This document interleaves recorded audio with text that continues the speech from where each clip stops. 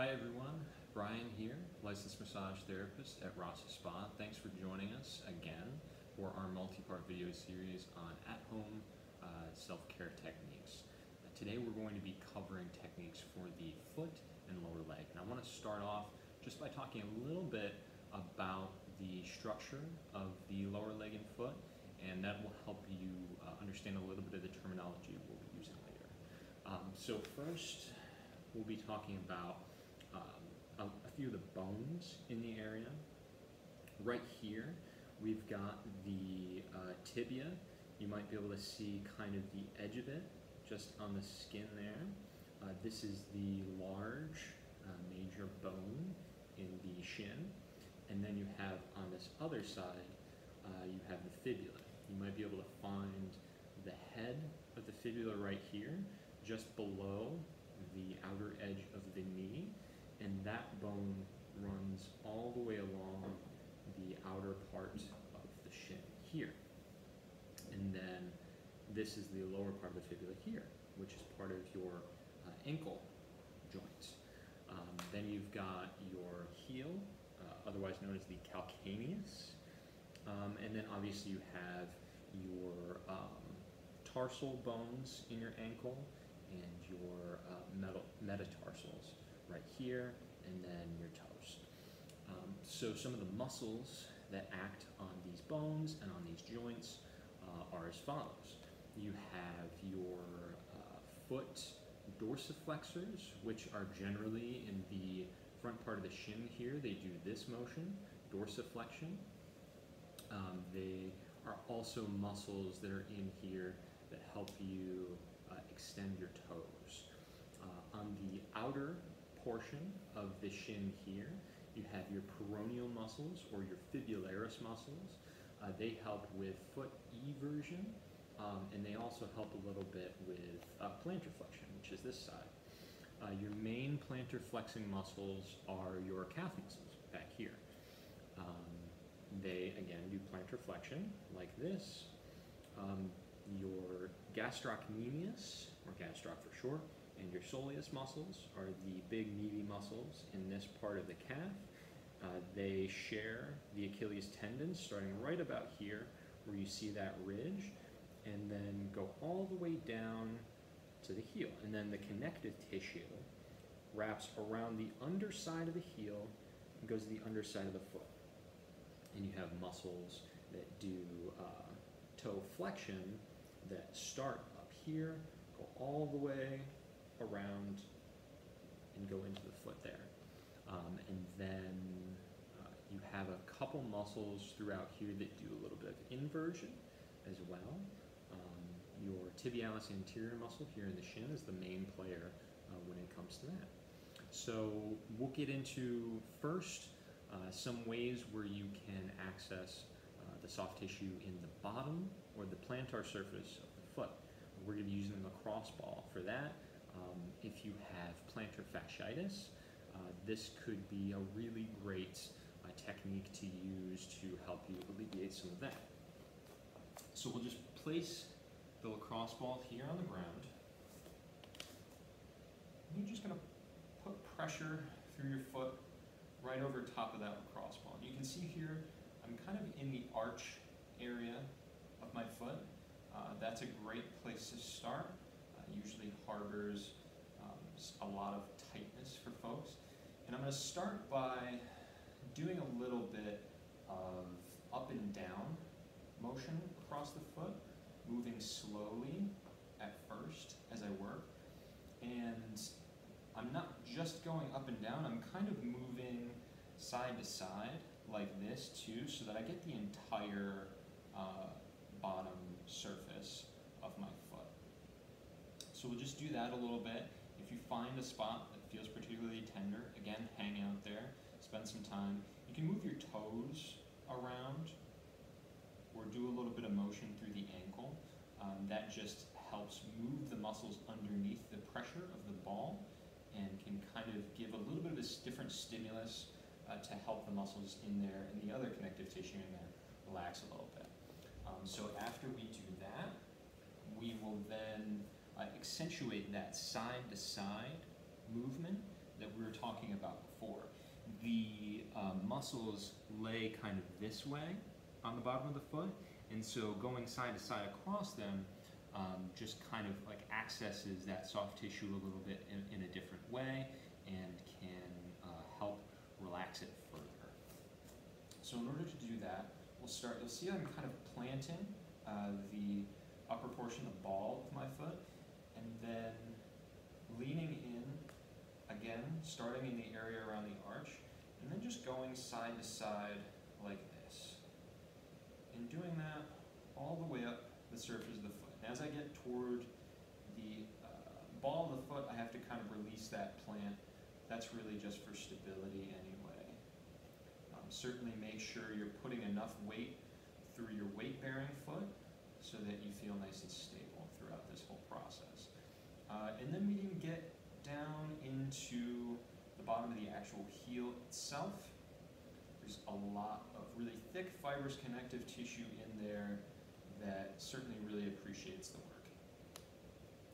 And then you can follow that up by doing a little bit of stretch through the toes here, if that feels productive for you. You can certainly do some calf stretching, or you can stretch it back like this. The next area we'll be talking about are the muscles of the calf. Again, we'll be using our lacrosse ball. So same concept, lacrosse ball is on the floor, and then we're just putting pressure down through the calf. Pretty much just the weight of your leg is enough to get the pressure that you're likely to be looking for. If you need more pressure, you can lay your opposite leg on top, but for me, this amount of pressure feels good. You can, again, like you were before when you're working on the foot, you can roll up and down on the tissue, find a spot that feels good, hang out there for a bit. You can also roll side to side. Again, same concept as before. One area that I really like to focus in on when I'm working on the calf, remember we were talking about this bone on the outer edge of the shin called the fibula.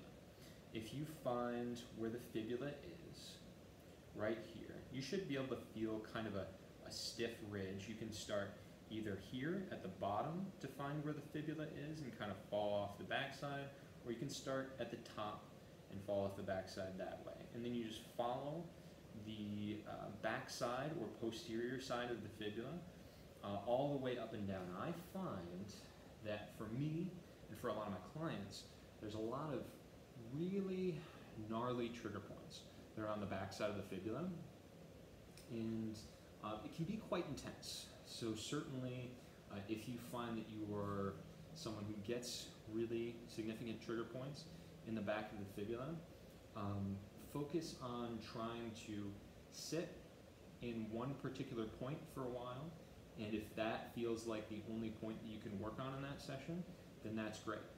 You are better off spending a little bit more time working slowly in one area than you are working quickly in multiple areas. You're likely to get a lot more benefit out of it that way. Another way that you can get into the calf and the Achilles tendon area, if you don't have access to a lacrosse ball, if you're out and about, if you're traveling, I like to use what's called a bone saw technique. Now that sounds really rough, but basically what you're doing is you're taking your tibia on your opposite leg that you're working on, and you're going to lay it across the calf and Achilles tendon on the leg that you are working on, and you're going to work it back and forth, doing a little bit of like rotation, and obviously you can generate quite a bit of pressure through this. So really be mindful of how your body is responding to that pressure. And if you're doing this and you feel like you're creating a lot of friction on the skin, try to do smaller movements so that you're not rubbing back and forth across the skin so much. You're really more moving the tissue below the skin surface. And then you can follow up work on the calf, again by doing something like this, where you have the foot planted. You can go into something like a downward dog, where you're stretching the calf. Or you can look up many, many other calf stretching variations you might be able to find on the internet. The next area we'll be talking about in this video is the muscles of the shin. So in order to access that area,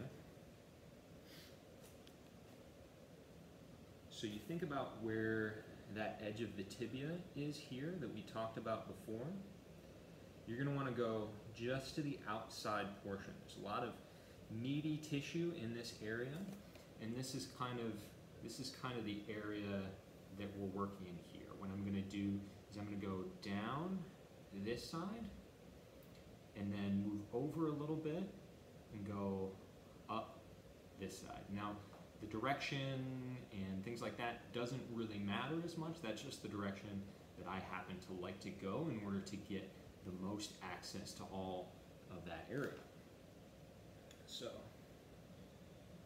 starting, leaning into it, it can be kind of difficult to find the balance of this when you're first doing it. So just go slow. Certainly if you have pre-existing issues with your knees, for example, I would recommend definitely doing this on a soft surface. I'm on a yoga mat that's on top of a carpet, so it's nice and cushioned. I wouldn't really recommend doing this on a really hard surface, because you can kind of do a little bit of, you can make your knees sore afterward. So then just kind of speeding through this part, working all the way down, shifting, and then coming back up this side. You may find that you need to change your body position a little bit. So I just kind of shifted my hips over to the side so that I could get pressure downward in that more lateral portion of the shin. You can follow that up by doing just a simple shin and toe extensor stretch like this. I kind of like to work it side to side in this way.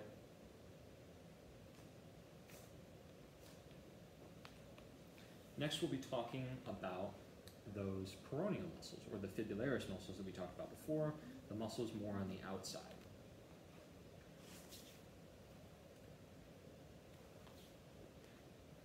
So you find where that head of the fibula is. In this time, rather than going on the back side of it, we're going to stay right along this line here. And this is kind of the position that I like to take. You can keep your foot out here if that feels fine. I just feel like I can get more pressure by putting it behind me. Certainly if you have issues with hip or knee mobility, be mindful of that. You can go in more of like a cross-legged position if that feels better for you, or even something like a half lotus if you're into doing yoga and you have the flexibility to achieve that. Same concept as before. You can see I'm doing a little bit of rotation at the tibia. I'm not moving my foot side to side like this. I'm moving the whole tibia here. And the way to kind of focus on that, you find this bony area here, and without moving your foot, you just focus on moving the whole lower leg, a little bit like that. And that will run the lacrosse ball back and forth across those peroneal muscles. So we'll just do that all the way down the leg. You might find as you're working through this area, there's a couple of really stiff ridges, and you might find that you have good pressure in an area, and then you kind of like fall off to one side. Just go slow and be patient with it.